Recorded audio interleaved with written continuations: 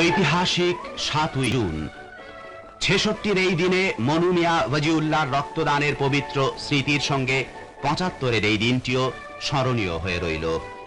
আজকের এই দিনে বঙ্গবন্ধু প্রদান করলেন জাতীয় দল, বাংলাদেশ কৃষক শ্রমিক আওয়ামী লীগের নয়া গঠনতন্ত্র, ঘোষণা করলেন দলের কার্যনির্বাহী, কেন্দ্রীয় কমিটি ও ৫টি অঙ্গ দলের কমিটির সদস্যদের নাম।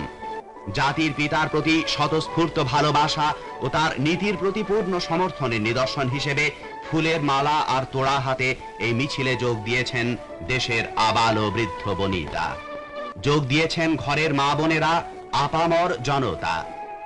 হাজারো কণ্ঠে ধ্বনিত হল চেয়ারম্যান শেখ মুজিব লও সালাম, লও সালাম। ধ্বনি উঠল এক নেতা এক দেশ, বঙ্গবন্ধু বাংলাদেশ।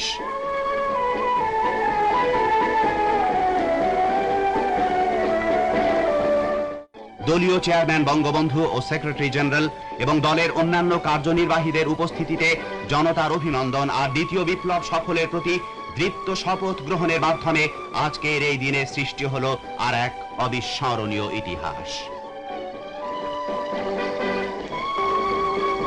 গণভবন।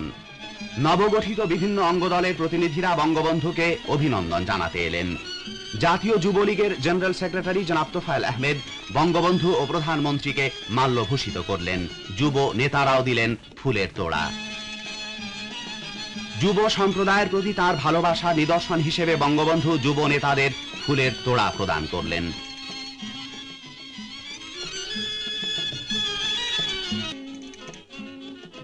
বঙ্গবন্ধু যুব শক্তিকে সৎ, নিঃস্বার্থ ও নিবেদিত প্রাণ নিয়ে জনগণের কল্যাণে নিয়োজিত হওয়ার নির্দেশ দিলেন এবং দ্বিতীয় বিপ্লবকে সফল করে তোলার জন্য যুব সম্প্রদায়কে নিরলস সংগ্রাম চালিয়ে যাওয়ার আহ্বান জানালেন।